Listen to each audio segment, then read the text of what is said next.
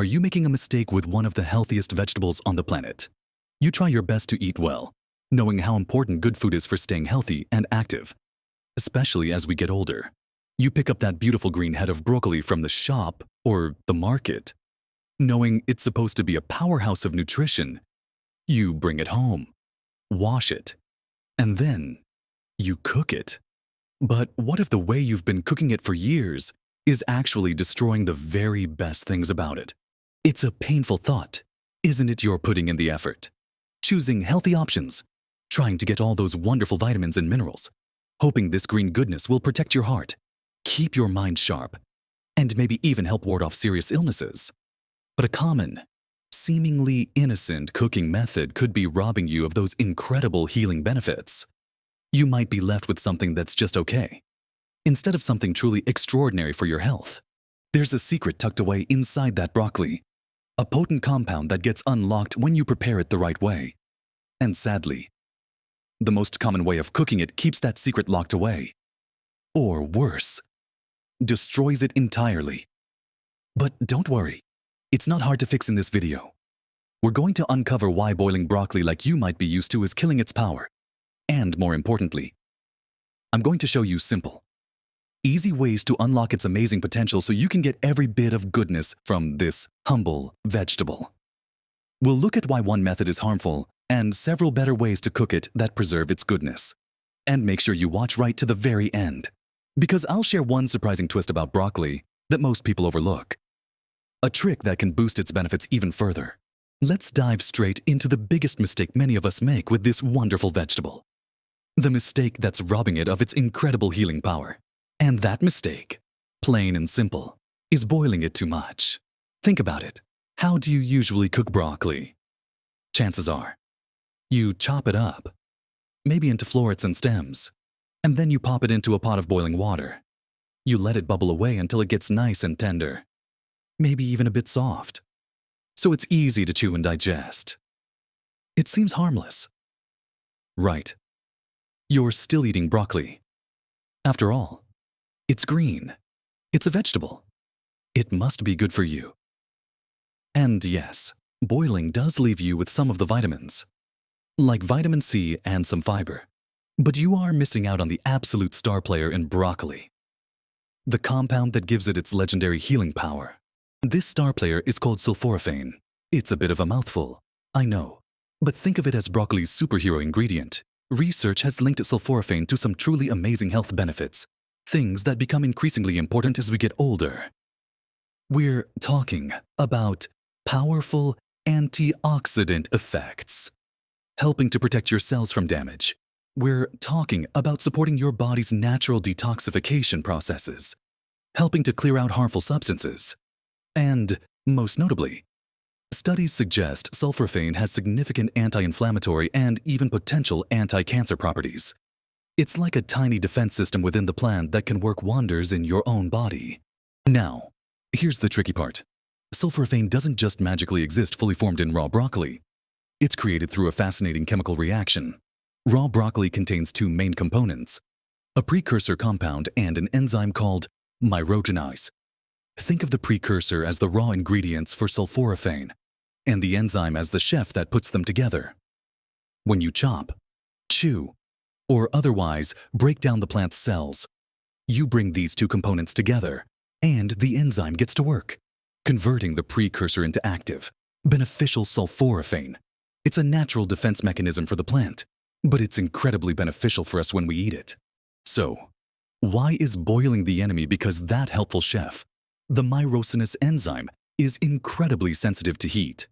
When you plunge broccoli into vigorously boiling water and keep it there for several minutes, especially until it's soft, the high temperature quickly destroys that enzyme. It's like firing the chef before they've had a chance to cook the meal. Without the myrosinase enzyme, the precursor compound mostly stays just a precursor.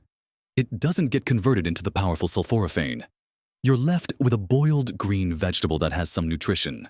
Yes, but you've significantly reduced, or even eliminated, its potential to produce the compound that makes broccoli truly special for fighting disease and protecting your long-term health. Imagine cooking a steak but somehow destroying the protein before you eat it. or making orange juice but somehow getting rid of all the vitamin C. That's essentially what happens when you boil broccoli until it's mushy. You're consuming the plant matter, but you're missing out on the very thing you were hoping to gain for your health. That incredible. Healing sulforaphane. And this isn't just a minor detail. For many people, choosing broccoli specifically for its anti-cancer and anti-inflammatory benefits. Losing the sulforaphane means losing a huge part of the reason they chose broccoli in the first place. You're putting in the effort, spending the money, thinking you're doing something great for your body. But that one simple cooking step could be undermining it all. It's a painful reality, but it's also empowering because it means you have control. Once you understand why boiling is detrimental, you can easily switch to methods that preserve this valuable compound. You don't have to give up broccoli. You just have to change how you treat it before it gets to your plate. So, the absolute #1 thing to stop doing if you want to unlock broccoli's healing power is boiling it excessively in a pot full of water until it's soft. It's a habit that might have been passed down, or just seems like the easy way. But it's costing you valuable health benefits. But don't worry. This doesn't mean you can't cook broccoli. There are much better ways that keep that helpful enzyme alive and well, ready to create sulforaphane for you. And we're going to explore those right now. Now that we know why plunging our lovely green broccoli into a pot of fiercely boiling water is a no-go if we want to maximize its goodness. What should we be doing instead? The key is to use cooking methods that are gentler on that delicate enzyme, the myrosinase, or avoid exposing it to prolonged high heat in water. There are several wonderful alternatives that not only preserve more nutrients, but often result in much tastier broccoli too. Let's start with steaming. Steaming is a fantastic way to cook broccoli, instead of submerging the vegetable directly in water. You place it in a basket or on a rack above a small amount of boiling water, allowing the hot steam to cook it. Why is this better? Because the water-soluble vitamins, like vitamin C and some B vitamins, are less likely to leach out into the cooking water. And, crucially, the temperature reached during steaming is often slightly lower, and the cooking time can be more easily controlled, which is kinder to that important myrosinase enzyme. When steaming, you want your broccoli to be vibrant green and tender crisp, not soft and dull. This usually only takes about 5 to 7 minutes, depending on the size of your florets. You can easily test it with a fork. It should be easily pierced, but still have a little bite to it. Steaming is simple, healthy, and keeps your broccoli bright and appealing. Just put an inch or two of water in a pot. Bring it to a boil. Place your broccoli in a steamer basket above the water. Cover and steam until done. It's quick, easy, and preserves so much more of the good stuff compared to boiling. Another excellent method is roasting. Oh, roasting broccoli is a game changer for flavor. When you roast vegetables, you use dry heat in the oven. This method is great because it causes the broccoli to caramelize slightly, bringing out a lovely sweetness and nutty flavor. For health benefits, roasting tends to preserve more heat-sensitive nutrients compared to boiling. To roast, just toss your broccoli florets with a little olive oil, salt, pepper, and maybe some garlic powder or your favorite herbs. Spread them out on a baking sheet in a single layer. Don't overcrowd the pan, or they'll steam instead of roast. Roast in a hot oven, typically around 200 400 degree off, for about 15 to 20 minutes, flipping halfway through in olive oil, until they are tender and the edges are slightly crispy and browned. The direct, dry heat doesn't leach out nutrients like boiling water does. And while the heat is high, the cooking time is often shorter than boiling until soft. And the nature of the heat is different. Roasted broccoli is delicious on its own, added to salads, or as a side dish. Sautéing or stir-frying is another quick cooking method that can be kind to broccoli's nutrients. This involves cooking the chopped broccoli in a pan with a small amount of oil over medium to high heat for a short time. The key here is speed and keeping the broccoli moving. You want it to cook quickly until it's crisp tender. Start with slightly higher heat to get some color. Then perhaps add a splash of water or broth and cover briefly to steam it through, finishing uncovered until the liquid evaporates. Again, aim for bright green and tender crisp. This method is perfect for adding broccoli to stir-fries with other vegetables and a sauce. Because the cooking time is short and the amount of liquid minimal, more nutrients are retained. So, steaming, roasting, and quick sautéing are all superior to prolonged boiling when it comes to preserving broccoli's goodness. But there's an even cleverer trick, something you can do before you even start cooking that can supercharge broccoli's sulforaphane production.